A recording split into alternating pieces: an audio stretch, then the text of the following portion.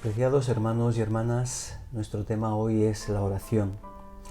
Más que hacer una definición sobre la oración, me gustaría describir la oración y comenzar con las palabras de un himno que dice así: en la oración encuentro calma, en la oración encuentro paz.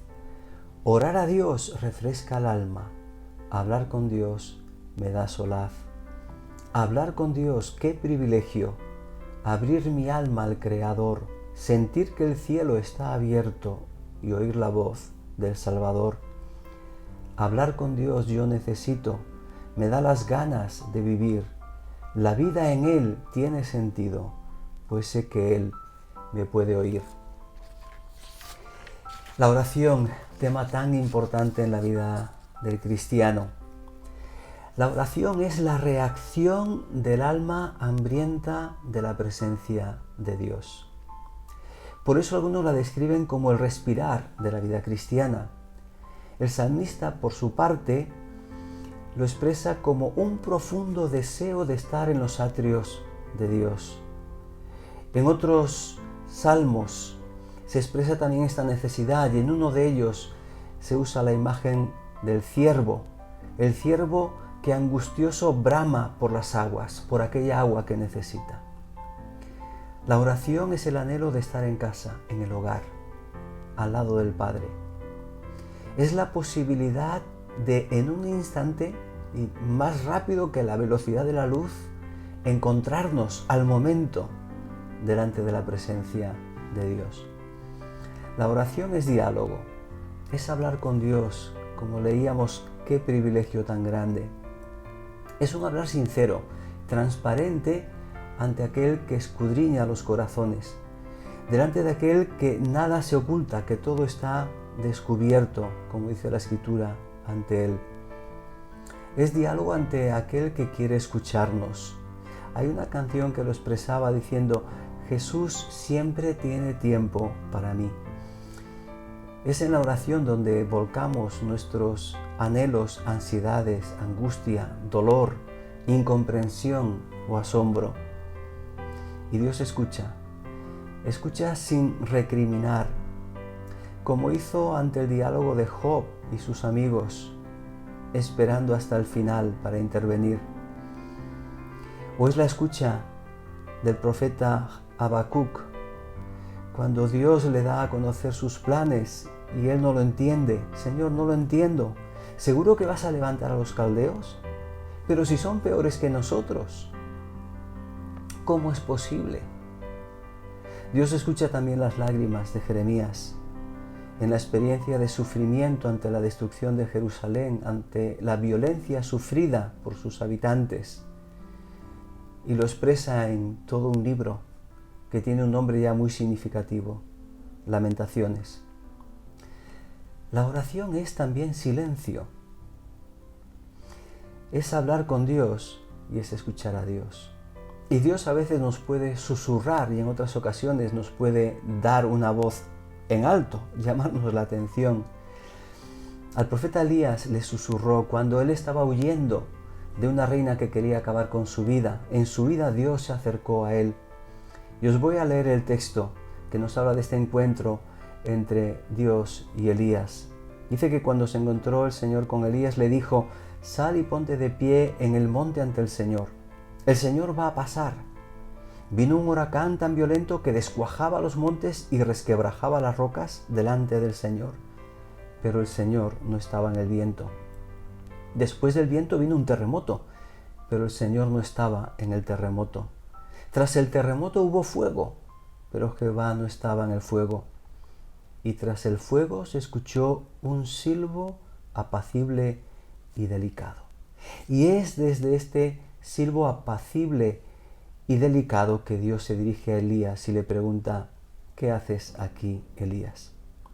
Dios en otras ocasiones se expresó con voz potente y de mando. En el Éxodo, frente al Mar Rojo, Dios le dice a Moisés: ¿por qué clamas a mí?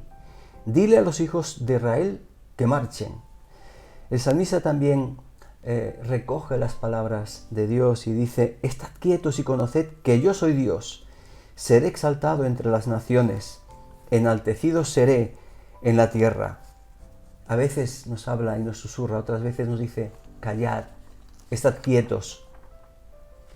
En ocasiones quizás oramos y nos vamos. Hemos cumplido con el tiempo, hemos tenido nuestro devocional, nos hemos acercado a Dios, le hemos expresado lo que sentimos, pero no nos hemos parado a escuchar a Dios. No hemos tenido tiempo para acallar y aquietar nuestra alma, para descansar en su gracia y en su soberanía. Diríamos que le hemos dejado con la palabra en la boca. Por eso la oración debe ir acompañada de la lectura y de la meditación de la palabra. Meditar, hacer una pausa, reflexionar, un selah. La oración también es intimidad con Dios, es cercanía.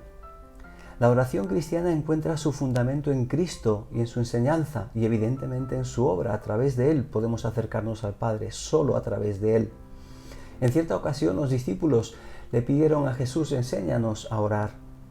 Jesús les dio un modelo, no para repetirlo sin sentido, pero sí para darnos una pauta y una orientación de lo que es orar al Padre. Creo que en muchas ocasiones nuestros cultos, nuestras oraciones están faltas de esta referencia. Vamos a la oración, oramos con muchas peticiones sobre nuestras necesidades, quizás una lista larga de enfermos. Y está bien. Vamos a Dios y le presentamos nuestros proyectos, nuestras ideas, nuestras ilusiones, y está bien. Pero la cuestión es cuánto tiempo dedicamos en nuestras oraciones a reconocerle a Él. ¿Cuánto tiempo expresamos en nuestras oraciones el deseo de que Él sea reconocido? Así comienza el Padre Nuestro que estás en los cielos, santificado sea tu nombre. La primera referencia en la oración es Dios mismo, el Dios que está en el cielo, aquel que es soberano, aquel que es el Señor de nuestra vida. No solo debemos ir a Dios como pedigüeños, solicitando favores, presentando necesidades. Venimos delante de Él como hijos de Dios y siervos del gran Rey, de aquel que tiene cuidado de nosotros, que nos ha provisto de salvación, que nos acompaña y que nos guía con su Espíritu. Lo más extraordinario es que, por medio de Cristo, hoy podemos acercarnos a Dios y llamarle Padre. A diferencia de otros cultos y religiones, ¿verdad? La oración y meditación cristiana no tiene como referencia nuestro yo interior, nuestro propio Dios. Se dirige a aquel que es Dios, Señor. Nuestra necesidad de Dios y de la comunión con Dios es tan urgente e importante que con razón encontramos muchas exhortaciones en la Biblia en cuanto a orar. Orar en todo tiempo, en una conversación continuada con Dios, ya sea circunstancias buenas o malas, ya sean tiempos de éxito o de derrota, ya sea cual sea nuestra condición, animados o desanimados, en necesidad o en abundancia.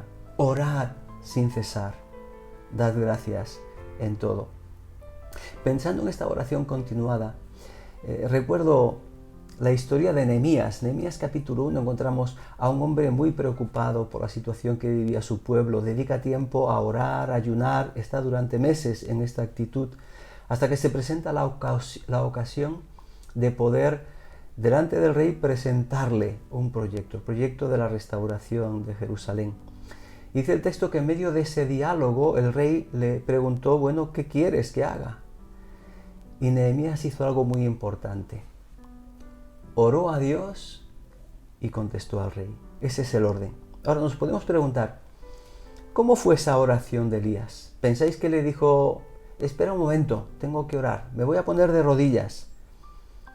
Creo que en ese momento la oración de Nehemías fue elevar en silencio su corazón y su mente a Dios, en una oración silenciosa y sencilla que podía ser algo así.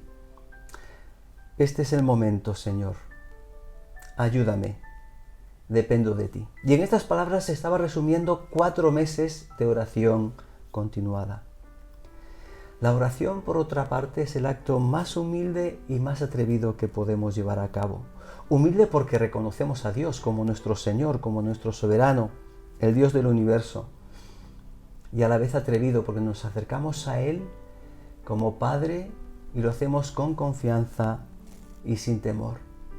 Nuestra oración, dice Romanos, cuenta además con la inestimable ayuda del Espíritu Santo. Cuando no sabemos pedir como conviene, el Espíritu Santo intercede por nosotros con gemidos indecibles. Quiero terminar recordando que la oración tiene algunos requisitos también importantes de recordar. Porque esta relación íntima y personal con Dios no excluye el recordar nuestra relación también con nuestro prójimo, con nuestros hermanos. Jesús nos enseña que antes de presentar nuestras ofrendas a Dios, debemos reconciliarnos con nuestros hermanos. Mateo 5, 23 y 24. A los maridos, Pedro les recuerda que deben tratar a sus esposas bien, de una forma adecuada, deben conducirse correctamente con ellas, como herederas, coherederas también de la vida eterna. ¿Para qué? Para que vuestras oraciones no tengan estorbo. Primera de Pedro 3, 7. Es acercarnos a Dios para encontrar perdón, recordando también y no olvidando la enseñanza del Padre nuestro. Padre, perdónanos como nosotros perdonamos. Hay esa íntima relación entre nuestra relación con Dios y también la relación con nuestros hermanos. Jesús nos ha enseñado a orar, dirigiéndonos a Él como Padre nuestro. Qué importante la relación con los demás también en nuestra oración. Oremos al Señor.